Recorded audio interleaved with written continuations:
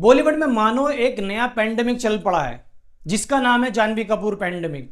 इसमें होता यह है कि एक्ट्रेस अपना टैलेंट भूलकर अपनी बॉडी फ्लुएंट करते हैं, या यूं कह लो मेकर्स उनसे करवाते हैं, क्योंकि ऑडियंस थिएटर तक नहीं आ रही तो मेकर्स कुछ तो नया करेंगे इसको अट्रैक्ट करने के लिए। तो उन्होंने इस नए पेंडेमिक का सहारा लिया और अफसोस की बात है कि इस पेंडेमिक के वर्स और साइड इफेक्ट अब इंडस्ट्री की प्रोमिसेस एक्ट्रेस में भी देखने को मिल रहे हैं। इस पेंडेमिक की अगली सबसे बड़ी शिकार कोई और ऐसी वैसी एक्ट्रेस नहीं बल्कि नेशनल अवार्ड विनिंग एक्ट्रेस कीर्ति सेनन बन चुकी हैं।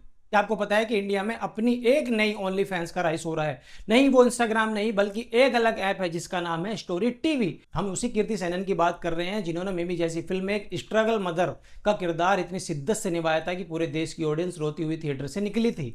उन्होंने उस एक्टिंग के लिए उन्होंने देश का सबसे बड़ा सम्मान नेशनल अवार्ड भी मिला था। मगर आजकल अगर आप एक्स या किसी भी दूसरे सोशल मीडिया प्लेटफॉर्म पर जाकर देखेंगे तो उनकी लेटेस्ट रिलीज के चर्चे बहुत तेज हैं। लेकिन दुख की बात यह है कि यहाँ अब उनकी एक्टिंग की बात नहीं हो रही। हर जगह बस एक ही चीज वायरल हो रही है और वो है कीर्ति सेनन का एक्सट्रीम बिकनी लुक और उनका जरूरत से ज्यादा अपनी बॉडी को फ्लुएंट करना। ऐसा लग रहा है मानो कीर्ति भी उसी रास्ते पर शॉर्टकट की राह पर निकल पड़ी है जहां एक्टिंग बहुत पीछे छूट जाती है और स्क्रीन पर बस स्किन शो बचा रह जाता है। सवाल यह उठता है कि आखिर कीर्ति सेनन को यह सब करने की क्या मजबूरी पड़ गई? वो कोई ऐसी एक्ट्रेस नहीं जिसे इंडस्ट्री में बने रहने के लिए या प्रोड्यूसर की नजरों में आने के लिए सिर्फ लुक का सहारा लेना पड़े।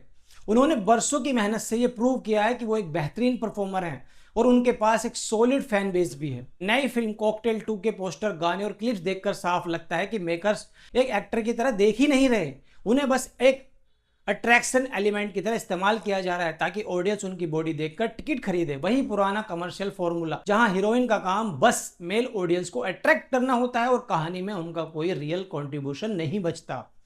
अब बात करते हैं आखिर कीर्ति सेनन ने यह सब क्यों किया। इसके पीछे का सबसे बड़ा कारण है बॉक्स ऑफिस का डर और वैलिडेशन का प्रेशर। आज के टाइम में जब बड़ी से बड़ी कंटेंट ड्रिवन फिल्म थिएटर में फ्लॉप हो रही हैं तो को लगता है कि कमर्शियल मास मार्केट में टिके रहने के लिए उन्हें वही बेचना पड़ेगा जो बिकता है। कीर्ति को लग रहा है कि अगर वो सिर्फ एक्टिंग और सीरियस रोल करती रहेंगी तो शायद वो कमर्शियल स्पेस में पीछे छूट जाएंगी, जहां दूसरी एक्ट्रेस सस्ते ग्लैमर से पूरी लाइमलाइट बटोर रही हैं। ये एक ऐसी इनसिक्योरिटी का खेल है जहां एक आउटसाइडर सुपरस्टार बनने के बाद भी हर वक्त डर में जीता है कि कहीं उसका स्टारडम खत्म ना हो जाए और इसी डर में वो गलत स्क्रिप्ट और सस्ते बॉडी शो का सहारा लेने लगता है। दूसरा सबसे बड़ा रीजन है मेकर्स और डायरेक्टर का प्रेशर। आजकल के प्रोड्यूसर के पास अच्छी स्क्रिप्ट तो होती नहीं, उन्हें पता होता है कि उनका कंटेंट कमजोर है और वो पूरा दबाव हीरोइन पर डाल देते हैं कि आप स्क्रीन पर ग्लैमर परोसिए ताकि ट्रेलर और गाने हिट हो सके। कीर्ति सेनन जैसी एक्ट्रेस जब ऐसे मेकर्स के बहकावे में आकर सस्ते वैलिडेशन के लिए हाँ बोल देती हैं तो उन्हें लगता है कि वो अपना रेंज दिखा रही हैं, जबकि असल में वो अपनी सुपरस्टार वाली डिग्निटी को लूज कर रही होती हैं। उन्हें लगता है कि मॉडर्न, बोल्ड और बिकनी अवतार उन्हें मास ऑडियंस के बीच में ज्यादा पॉपुलर बनाएगा और वो ये भूल जाते हैं कि ऑडियंस उन्हें उनके टैलेंट की वजह से पसंद करती है, ना कि इस टेम्परेरी हाइप की वजह से। लेकिन इस पूरे स्टेप की जो साइड इफेक्ट्स हैं वो कीर्ति के करियर के लिए बहुत ही ज्यादा खतरनाक साबित होने वाले हैं। इसका सबसे पहला साइड इफेक्ट ये होगा कि उनका सीरियस इमेज पूरी तरीके से खत्म हो जाएगा। जब आप लगातार अपने बॉडी फ्लंटिंग वाले किरदार चुनने लगते हो तो अच्छी कहानियां लिखने वाले डायरेक्टर जैसे संजय लीला भंसाली, सुजीत सरकार या अच्छी वेब सीरीज बनाने वाले क्रिएटर आपको एक सीरियस एक्टर के रूप में देखना बंद कर देते हैं। उन्हें लगता है कि आप सिर्फ एक ग्लैमरस एलिमेंट बनकर रह गए हैं। इसका मतलब यह है कि आगे जाकर कीर्ति के पास नेशनल अवार्ड जीतने वाले रोल आने ही बंद हो जाएंगे और उन्हें सिर्फ मास मसाला फिल्मों में एक साइड ऑब्जेक्ट की तरह ही कास्ट किया जाएगा। इसका दूसरा बड़ा साइड इफेक्ट यह है कि आप खुद को एक बहुत ही गंदे स्टोरी टाइप के अंदर कैद कर लेते हैं, बिल्कुल उसी तरह जैसे जानवी कपूर और तृप्ति डिमरी के साथ में भी हुआ है। तृप्ति डिमरी ने एनिमल फिल्म से पहले लैला मजनू और कला जैसी फिल्मों में कमाल का काम किया था, लेकिन उन्हें पहचान तब मिली जब उनका एक स्पेसिफिक सीन वायरल हुआ। उसके बाद तृप्ति डिमरी को हर फिल्म में बस उसी तरह के रोल के लिए कास्ट किया जा रहा है जहां उनका काम सिर्फ ग्लैमर परोसना बन गया।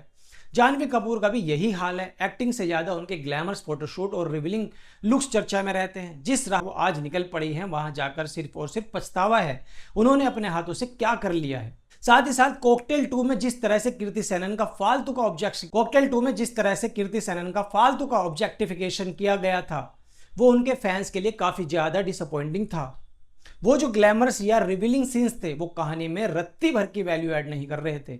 अगर उन सीन्स को फिल्म से हटा भी दिया जाए तो कहानी पर कोई फर्क नहीं पड़ता। उनका एक ही मकसद था, स्क्रीन पर ग्लैमर कंटेंट को बढ़ावा और ऑडियंस को एक विजुअल बिल्ड देना, और अब वो उन्हीं फिल्म के लिए आई हैं। इसमें तो मानो सारी हदें पार कर दी हैं, जहां जानवी कपूर की तरह बस बिकनी में बॉडी फ्लंट करने पर ही पूरा डायरेक्शनल फोकस दिखा गया है। अब यहां पर आकर कुछ लोग ज्ञान देंगे, ग्लैमर शो सिनेमा का एक अब यहां पर आकर कुछ लोग ज्ञान भी देंगे, ग्लैमर तो सिनेमा का एक जरूरी पार्ट होता है और कमर्शियल फिल्मों में यह सब चलता है। बिल्कुल चलता है, किसी को ग्लैमर या अच्छा दिखने से कोई प्रॉब्लम नहीं होती। प्रॉब्लम तब शुरू होती है जब एक नेशनल अवार्ड विनिंग एक्ट्रेस को अपना करियर बचाने के लिए सोशल मीडिया पर हाइप क्रिएट करने के लिए इन चीजों का सहारा लेना पड़ता है। फिल्म के मेकर्स को लगने लगे उनकी स्क्रिप्ट में कोई दम नहीं है, उनकी कहानी ऑडियंस को हिला नहीं सकती, इसलिए हीरोइन की बॉडी दिखाकर टिकट्स बेचे जाएं, तो समझ लो हमारे सिनेमा का और उन डायरेक्टर्स का लेवल कितना ज़्यादा नीचे गिर चुका है। ये एक्ट्रेस का डाउनफॉल नहीं है, ये उनके मेकर्स की ये एक्ट्रेस का डाउनफॉल नहीं, ये उनके मेकर्स की क्रिएटिव बैंकरप्टी दिखाता है, जो टैलेंट को साइड करके सस्ते तरीकों पर उतर आते हैं।